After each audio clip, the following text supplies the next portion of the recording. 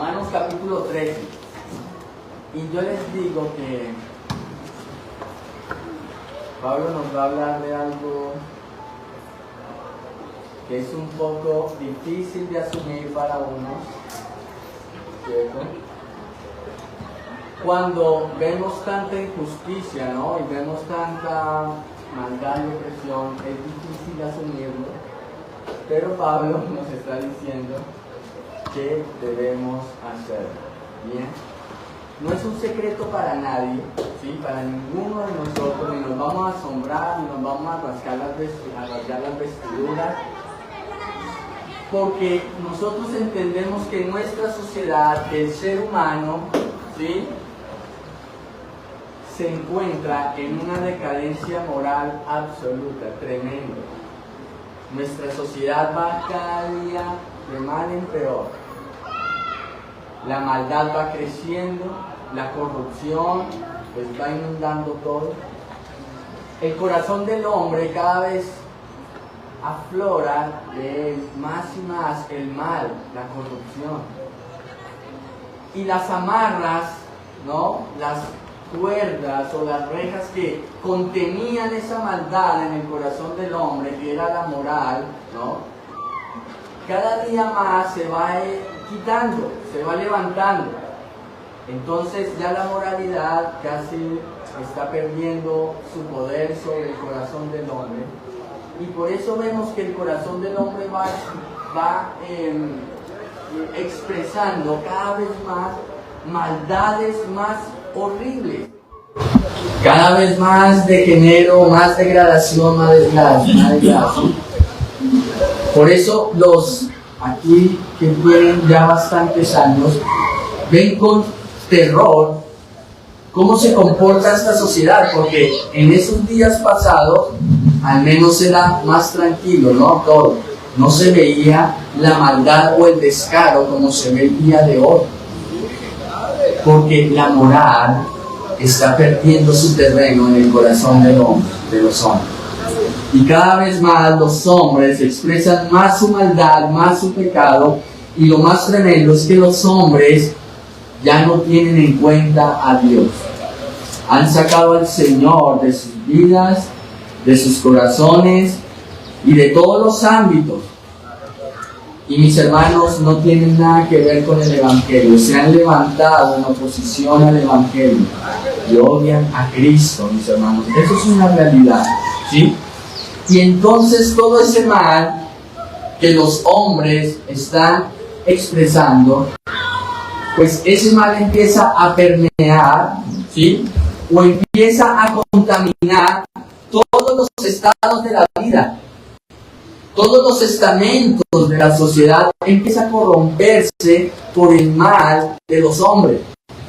Y entonces, mis hermanos, aquello que fue destinado para lo bueno, hoy se convierte en algo malo, en algo peor.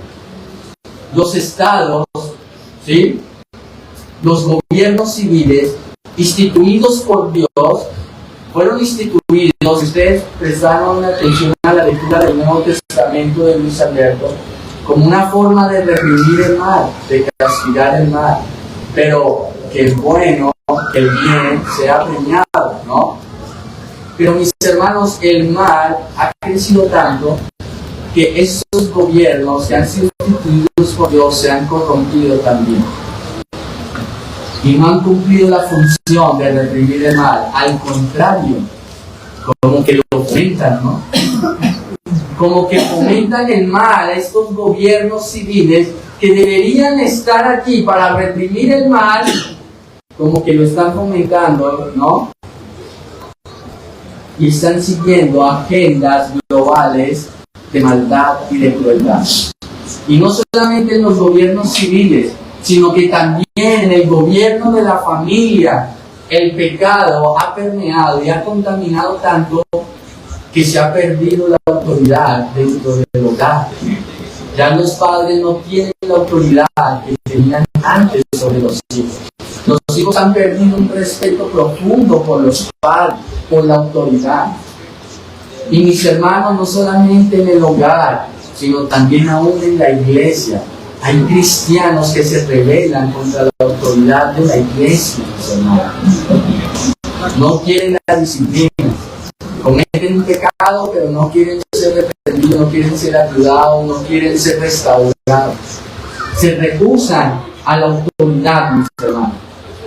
Y entonces vemos que como el mal ha permeado tanto al hombre y a la sociedad, pues vemos que estos gobiernos civiles son como unos monstruos que quieren devorarlo todo, ¿no? Que quieren destruirlo todo por completo. Y mis hermanos, esa cosmovisión ha permeado al ser humano. Pero mis hermanos, la pregunta que nosotros debemos hacernos hoy es la siguiente: ¿cuál es la perspectiva que nosotros debemos tener como cristianos acerca de la autoridad, de los gobiernos civiles? ¿Cómo debemos concebir nosotros esto? Como creyentes, nosotros, ¿cómo debemos responder ante la autoridad, ante los gobiernos civiles? Yo sé que la mayoría de los gobiernos, mis hermanos, por no decir casi todos, son abiertamente hostiles a Cristo y al Evangelio. ¿Sí? O sea, es que no hay un gobierno que sea temeroso del Señor, que viva para el Señor. Si lo hay, es muy raro verlo. Pero realmente los gobiernos están abiertamente en contra del Evangelio, promoviendo ideologías que van en contra de la verdad de las Escrituras, mis hermanos, que van en contra de la buena moral. Son gobiernos inmorales, apoyando agendas inmorales. Entonces, ¿cómo nosotros debemos reaccionar ante estos gobiernos civiles? ¿Qué posición debemos tener? Pues el apóstol Pablo en el capítulo 13 nos va a responder esto, mis hermanos. Y yo sé que lo que Pablo va a decirnos en el capítulo 13 es algo muy chocante para muchos, mis hermanos. Porque recordemos que mientras Pablo está escribiendo esto a los romanos, ¿cómo vivía la iglesia de Roma en el primer siglo? Pues vivía bajo un gobierno tirano, bajo un gobierno que estaba persiguiendo, pero ferozmente a la iglesia, que los castigaba, los azotaba, los encarcelaba, incluso que los llevaba hasta la muerte, mis hermanos. Entonces, escuchar esto de la pluma de Pablo era algo chocante, aún para los hermanos del primer siglo que estaban allí bajo el imperio romano. Un imperio grande, poderoso, pero también un imperio que corrompido, inmoral, corrupto, malo, perverso, mis hermanos. Y mientras Pablo escribía la carta a los romanos, Nerón gobernaba el imperio. Y ustedes pueden ir a los anales de la historia y consultar quién era Nerón, su carácter, su perversidad y su crueldad. ¿Bien? Pero mis hermanos, yo quiero que en este momento pensemos en algo y elevemos nuestros pensamientos a lo siguiente. Nosotros no pertenecemos a este mundo. Nuestro reino no está aquí. Nosotros pertenecemos ¿a dónde? ¿Dónde está nuestra ciudadanía? Es en el reino de los cielos, no está. Que ese pensamiento, mis hermanos, inunde nuestra mente y esté siempre presente en nosotros, que Cristo es nuestro Rey, nuestro gobernador, nuestro Señor, nuestro amo. No es nadie más, no es ningún político, no es ninguna autoridad nuestro dueño. ¿Es quién? Es el Señor Jesucristo. Y pertenecemos al reino de los cielos. Y nuestra ciudadanía está en los cielos. Simplemente somos peregrinos que estamos de pasada por este mundo. Un pasaje muy corto de nuestra vida, máximo que 80, 90 años, y vamos a salir de aquí. Porque vamos a nuestro verdadero lugar, a nuestro verdadero país, a nuestro verdadero reino, a nuestra verdadera patria, que es el donde, en los cielos, al lado de nuestro Señor Jesucristo, nuestro Rey Gobernador. Esa visión o esa verdad debe dominar nuestra mente y nuestro corazón. ¿Para qué, mis hermanos? Para que nosotros podamos soportar, ¿no?, con gozo y con alegría esos gobiernos civiles que tenemos en nuestra vida hasta que pasamos de este mundo. Porque nos vamos a tener que someternos sí o sí a los gobiernos civiles hasta que muramos, hasta que salgamos de esta tierra. Y van a venir unos, y van a venir otros, y van a venir otros, y tenemos que soportarlos y aguantarlos, así no nos guste. Pero mis hermanos, el aguante y el temple nos lo va a dar la verdad de Dios, y es que nuestro reino es celestial.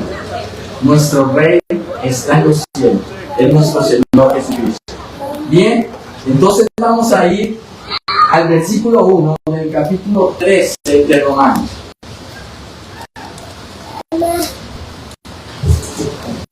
Estamos todos ahí. Romanos capítulo 13, versículo 1 dice: sométanse, ¿qué?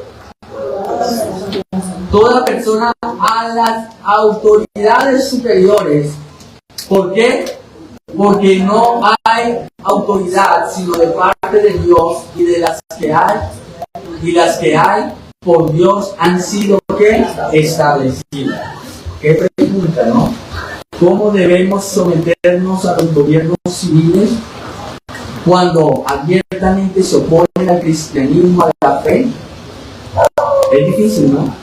¿Cómo someternos a gobiernos ateos que apoyan agendas inmorales? Qué cosa tan difícil, ¿no? Qué cosa tan perversa, mis hermanos. Bueno, nosotros tenemos una herramienta y es el voto, ¿sí? Entonces, en las próximas elecciones, ustedes tienen que pensarlo muy bien el día en que vayan a votar, ¿sí? Y tienen que examinar muy bien a los personajes que se van a postular. Y mis hermanos, yo sé que todos son pecadores, pero hay que escoger el mal menor, el menos peor del malo, ¿sí? Al menos el que no vaya a perseguir la iglesia y el que no nos vaya a poner en tiempos difíciles, ¿sí? Y al menos aquellos que promueven la familia y las buenas costumbres y las buenas morales. Nosotros tenemos una responsabilidad de eso. Que mis hermanos entendamos que aún así, si nosotros votemos de esa manera, Dios es el que va a determinar y establecer quiénes son los gobernantes. Dios va a permitirlo, mis hermanos, ¿sí? Y los permitirá también con una expresión de su ira, de su juicio hacia el hombre. Bien, pero qué cosa más difícil, ¿no? Pablo es muy claro en decirnos que los gobiernos civiles están allí porque Dios los ha permitido, Dios los ha establecido. No podemos desconocer esa verdad. Y mis hermanos, el hecho de que el mundo se divida en países y que esos países sean gobernados no por ángeles, ¿no?, sino por hombres impíos, pecadores y malos, mis hermanos, nos guste o no, es un diseño de Dios. Dios ha permitido y ha diseñado esto. Miremos un momentico Hechos. Vamos a Hechos, pero no perdamos Romanos, ¿no? Pero mira Hechos capítulo 17. Hechos capítulo 17. Miremos el versículo 26.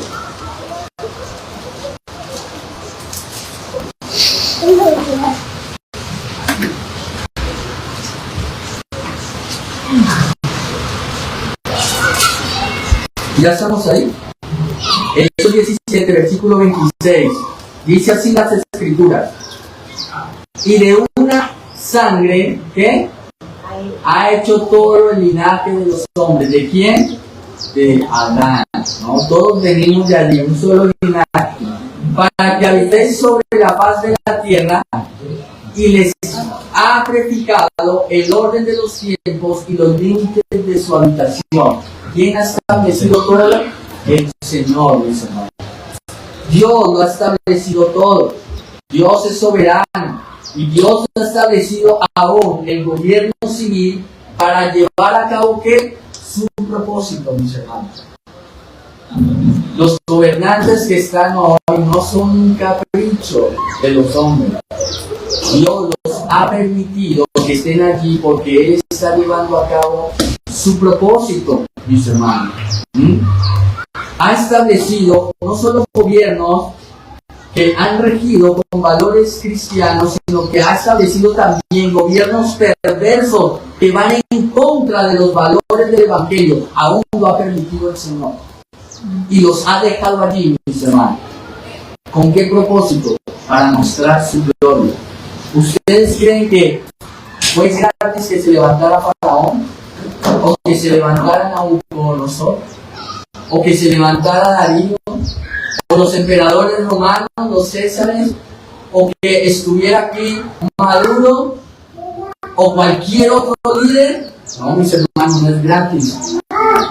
Dios está dirigiendo la historia de la humanidad y está permitiendo estos personajes porque Él está mostrando su gloria, su poder, mis hermanos.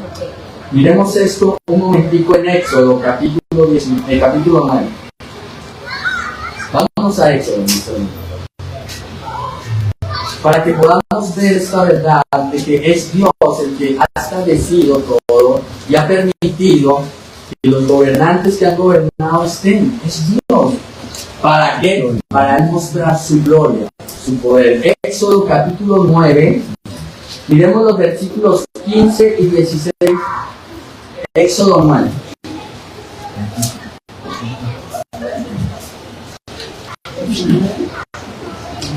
Éxodo 9. Miremos el versículo 15. ¿Estamos ahí? Dice así la escritura: porque ahora yo extenderé ¿qué? Mi mano para herirte a ti y a tu pueblo de plaga, y serás quitado de la tierra. ¿Le está hablando a quién? Dios, a Faraón. Pero hasta ahí, mis hermanos, Dios había permitido que Faraón estuviera malo, cruel, perverso, tirano contra el pueblo de Dios, ¿cierto? Dios en ese momento había decidido: listo, hasta aquí llega, voy a ya extender mi mano. Dios puede haber extendido su mano contra Faraón el día en que él nació y no dejarlo prosperar ni crecer para que no fuera Faraón, no fuera cruel contra su pueblo. Dios puede haberlo cortado el día de su nacimiento, inclusive haberlo detenido aún antes de concebirlo, de tener la concepción de Faraón. Dios puede haber intervenido. Pero ¿cuál fue la voluntad de Dios? Que Faraón fuera fecundado, que hubiera nacido, que hubiera crecido y que hubiera llegado a ser ¿qué? Faraón. Y permitió que Faraón expresara ¿qué? Todo su mal, todo su odio hacia ¿quién? Hacia el pueblo de Israel. O sea, hacia Dios mismo. ¿Quién permitió todo eso? Dios. ¿Y quién sufrió las consecuencias de ese mal y esa crueldad de Faraón? Pero mis hermanos, el pueblo sufrió, ¿cierto? Pero también iba a probar que la gloria de Dios, iba a ver el poder del Señor actuando, guardándolos aún en medio del dolor y del sufrimiento. Y sigue el versículo 16, ¿estamos ahí? Y a la verdad, le dice Dios a Faraón: yo te he puesto ¿qué? Para mostrar en ti ¿qué? Mi poder, y para que mi nombre sea anunciado ¿qué? En toda la tierra. ¿Cuál es el propósito de Dios por dejar a los gobiernos civiles? Por permitir a todos estos gobernantes mostrar su gloria, mis hermanos, mostrar su poder. Ese es el propósito de Dios al permitir, mis hermanos, lo que Él permite. Dios es soberano y Él ha establecido todo, mis hermanos, todo lo ha hecho. Ha establecido a Faraón un gobierno cruel y perverso, porque Él mostró a través de ellos su gloria y su poder, mis hermanos. Y de verdad que lo mostró cuando liberó al pueblo de Israel de Egipto. Qué gloriosa fue esa liberación. Mis hermanos, Dios es el que quita y pone reyes. Él es el que establece los gobiernos. Él los permite. Y permite aún la crueldad, que se exprese la crueldad de ellos. Mira lo que está sucediendo en Venezuela, mis hermanos. Hay muertes, hay depresión. Dios lo está permitiendo. ¿Es difícil de asumir? Es difícil de asumir. Porque nosotros, recuerda lo que hablamos hace 8 años, nosotros tenemos una respuesta, nosotros somos seres morales y tenemos una respuesta hacia la injusticia. Y quisiéramos coger a Maduro y a esos dictadores y apresarlos y quitarlos del poder. Pero Dios está permitiendo todo eso. Hay mucha gente sufriendo. Pero Dios está usando esto para mostrar su gloria y su poder. Pero mis hermanos, Dios es el que ha establecido toda autoridad humana. Él es el que lo ha hecho. Miremos Deuteronomio, capítulo 20, capítulo 2. No, perdón, Daniel. Vámonos al profeta Daniel. Daniel.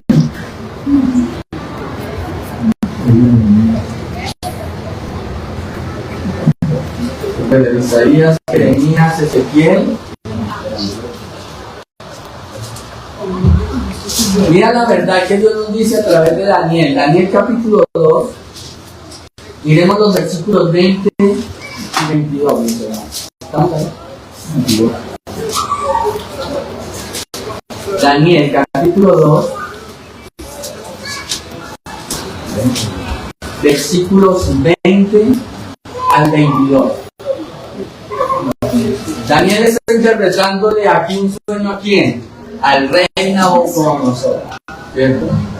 Ustedes recuerdan que Babilonia llegó, invadió Israel, destruyó el templo y se llevó cautivo, ¿no?, al pueblo de Israel. Y entre ellos a Daniel y a sus buenos amigos Sadrach, Mesach y Abednego. Por la gracia del Señor, Dios los puso a ellos en lugares preeminentes del reino de Nabucodonosor, del reino de Babilonia. Pero mientras Nabucodonosor tenía un sueño y estaba desesperado, que no lo entendía, Dios a través de Daniel trae la interpretación. Pero mira la verdad que está trayendo Daniel al rey Nabucodonosor. ¿Estamos ahí? Versículo 20, ¿qué dice? Dice, y Daniel habló y dijo, sea bendito que el nombre de Dios de siglos en siglos, o sea, por la eternidad. Él está dejando claro al rey. Recuerde que ellos, los faraones, estos reyes, los césares, se creían Dios, soberano, ¿no? Los dueños de todo. Y Daniel está dejando claro a Nabucodonosor, el rey de Babilonia, que aquí hay uno que es soberano, que está por encima de ti, que es Dios. Él es por la eternidad, ¿no? Él es bendito por los siglos de los siglos, porque suyo, ¿qué? Son el poder y la sabiduría. Son de Él, no de ti, rey. Tú no eres el soberano, ¿sí? Mis hermanos, ¿cómo deberían actuar los gobernantes, los que están en autoridad? Reconociendo esta verdad. Yo no soy el poderoso, no soy el sabio, aquel bendito, el glorioso, el poderoso y el sabio es Dios. Voy a vivir sometido a Él, que Él me dé la sabiduría para yo gobernar el pueblo. Eso sería el mundo ideal, ¿no? Ese sería el mundo ideal, ¿no? Pero ¿qué hacen nuestros gobernantes? Usurpan el poder de Dios, del trono de Dios, y ellos no se creen en Dios, ¿no? Los mesías, los salvadores, los que van a arreglarlo todo, desconociendo a Dios y dejando a un lado el evangelio. Y sigue diciendo Daniel, dice, versículo 21, Él muda los tiempos y las edades, quita reyes y pone reyes, da la sabiduría a los sabios y la ciencia, ¿qué? A los entendidos. ¿Qué le está diciendo Daniel al rey? Dios un día te va a quitar. Un día vas a pasar y va a llegar otro. ¿Fue así? Claro que fue así. Pues que no, Nabucodonosor es eterno y sigue todavía vivo y gobernando. ¿Qué pasó? Quedó en la historia. Dios lo quitó y puso otro. Y así vamos, mis hermanos. Dios quita uno, pone otro, quita otro, pone... y así vamos. Porque el poder es de quién? Es de Dios. Dios es el soberano. Versículo 22. Él revela lo profundo y lo escondido, conoce lo que está en tinieblas y con Él mora la luz. Bien. Y miren, saltemos al versículo 37, mis hermanos. Demos un salto al 37.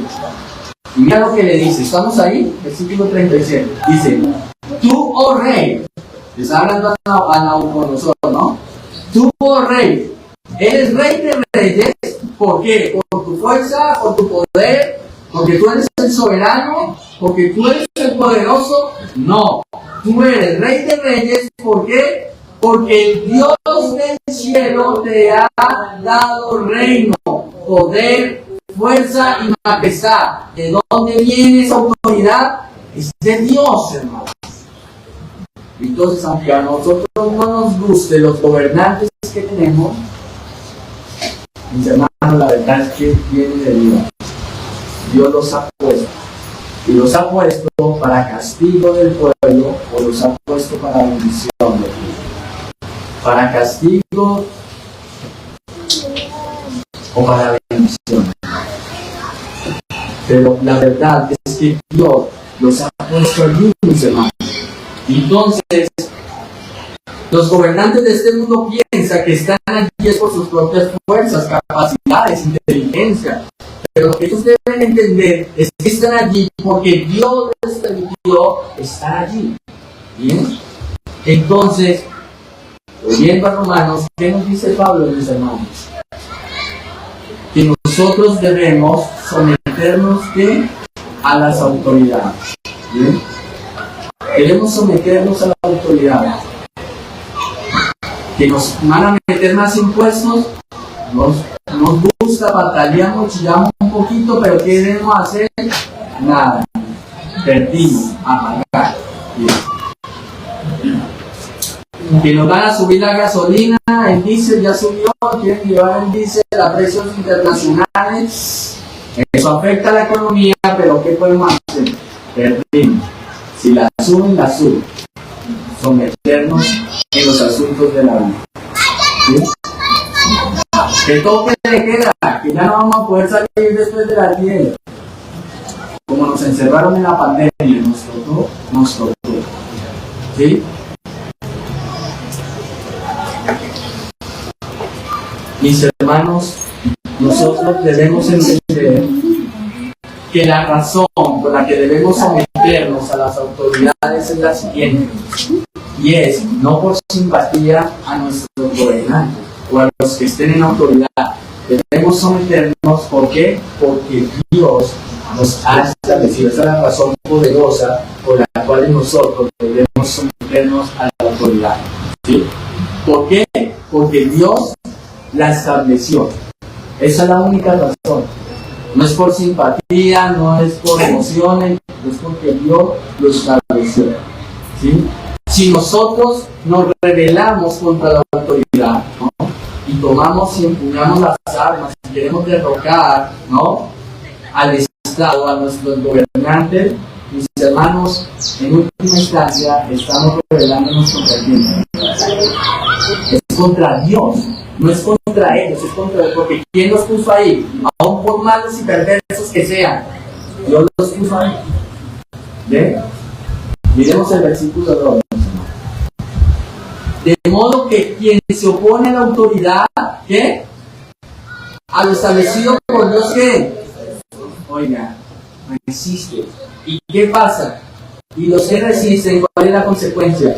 Acarrean condenación para sí mismos. O sea, piensen en los hermanos de Roma del primer siglo, mis hermanos, a los que Pablo le está escribiendo de primera mano, en primera instancia, perseguidos por un emperador malo y cruel, perverso, que los oprimía con impuestos, hermanos, que los ahogaba. Y les estaba diciendo eso: no resistan la autoridad, porque si ustedes la resisten, están resistiendo a Dios y acarrean condenación por resistir, no a ellos, sino a Dios mismo. Tuvo que haber sido duro para ellos asumir estas palabras, ¿no creen? Durísimo. Y si nosotros le decimos esto a los venezolanos, duro, ellos no nos van a admitir esto, porque están sufriendo en carne propia la represión. Pero mis hermanos, Es la verdad del Señor. Ahora, la autoridad no solamente se limita a los gobiernos civiles, ¿no? A los magistrados, presidentes, ¿no? A las altas cortes, al Congreso, sino que también, mis hermanos, esto va más allá y se extiende a toda autoridad que Dios ha establecido en la tierra, como el hogar y la iglesia. Este sometimiento a la autoridad es en todo un nivel, ¿no? No solamente a los gobiernos civiles, es en nuestro hogar y en la iglesia, mis hermanos. Entonces los hijos deben estar sometidos ¿a quién? A sus padres, que es la autoridad. El día en que ellos se rebelen contra sus padres, no se están rebelando contra sus padres, sino contra quién? Es contra Dios mismo. ¿Y qué dice el apóstol Pablo? Que si resisten a Dios, a la autoridad, acarrearán ¿qué? Condenación. Es un juicio grave que van a asumir. Éxodo 20, mis hermanos. Quinto mandamiento, ¿recuerdan? ¿Recuerdan el mandamiento del Señor? Ok, Éxodo 20, los 10 mandamientos. Dice así el versículo 12. Mira el versículo 12. ¿Qué dice el quinto mandamiento? Honra a tu padre y a tu madre para que tus días se alarguen en la tierra que Jehová tu Dios te da. Mis hermanos, entonces hay que someternos a la autoridad de nuestro Padre mientras estamos en la edad de estar sometidos a Él. Pero leamos Efesios capítulo 5. Vamos al Nuevo Testamento, mis hermanos. Efesios 5. Porque no solamente es entre los padres y los hijos, sino también la autoridad entre los esposos, los matrimonios, entre el hombre y la mujer, mis hermanos. ¿Qué dice Efesios 5, versículos 22 al 24? ¿Estamos ahí? Mira lo que le manda a la mujer casada. ¿Estamos ahí? Bien, dice así: las casadas estén sujetas ¿qué? A sus propios maridos como al Señor, mis hermanos. Miremos el versículo 23, porque el marido es cabeza de la mujer, así como Cristo es la cabeza de la iglesia, la cual es su cuerpo y él es su salvador. Así que, como la iglesia está sujeta a Cristo, así también las casadas lo estén ¿qué? A sus maridos en todo, mis hermanos. No hay ningún mandamiento en el Nuevo Testamento o en el Antiguo Testamento de que le ordene al hombre, al varón, estar sometido a su mujer. No lo hay. Más bien el mandamiento es que la mujer esté sometida al hombre en todo, como la iglesia está sometida al Señor. Ahora, al hombre se le manda a cuidar y proteger a la mujer como vaso más frágil, dice el apóstol Pedro, ¿sí? A cuidarla, a darle protección. Este sometimiento no es de humillación, no es de aplastar, no es de maltratar, mis hermanos. La mujer que no se someta a su marido está en rebeldía no con su marido, sino contra Dios. ¿Y cuál es la enseñanza de este mundo? Que las mujeres que se emancipen y que ya se rebelen contra la autoridad y que ellas son las empoderadas, ¿no? Y que no deben someterse a ningún hombre. Hay que acabar el patriarcado, ¿no? Esa es la corriente pecaminosa de este mundo. Pero ¿cuál es la visión de Dios, mis hermanos? ¿Cuál es la verdad del Evangelio? Que las mujeres estén sometidas a sus esposos. Pero también en el ámbito de la iglesia, mis hermanos. Vamos a Hebreos capítulo 13. Hebreos capítulo 13, mis hermanos.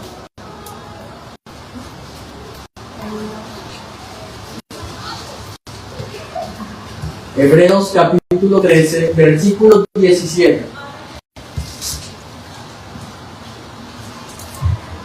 Hebreos 13, 17. ¿Ya estamos ahí? Hebreos capítulo 13, versículo 17. Dice así: obedecer ¿qué?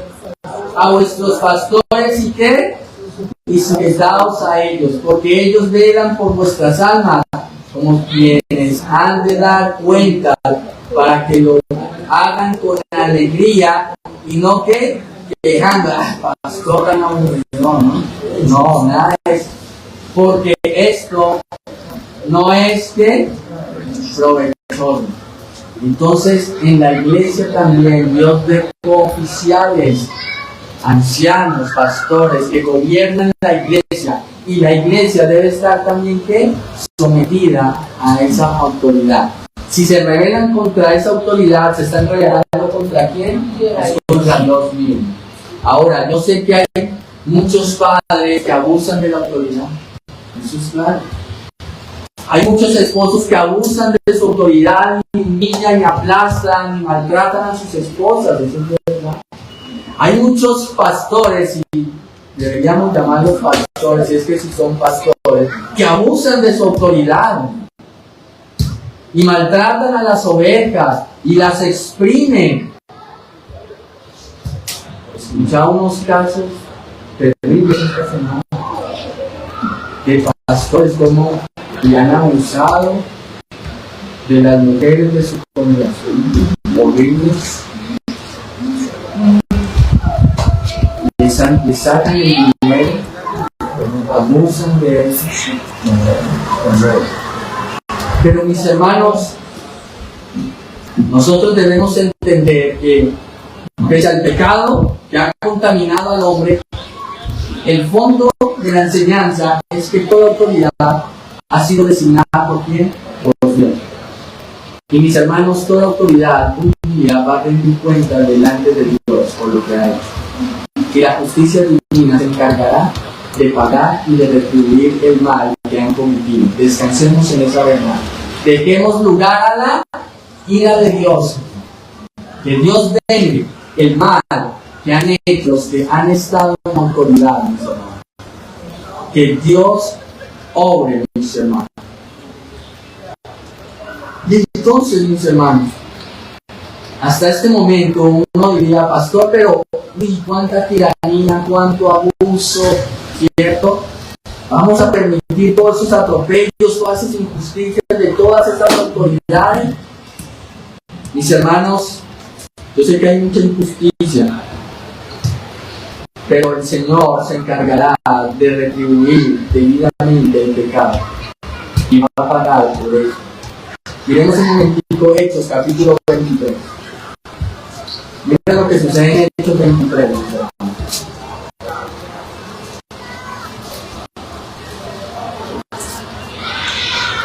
Estamos ahí, Hechos 23, versículos 1 al 5.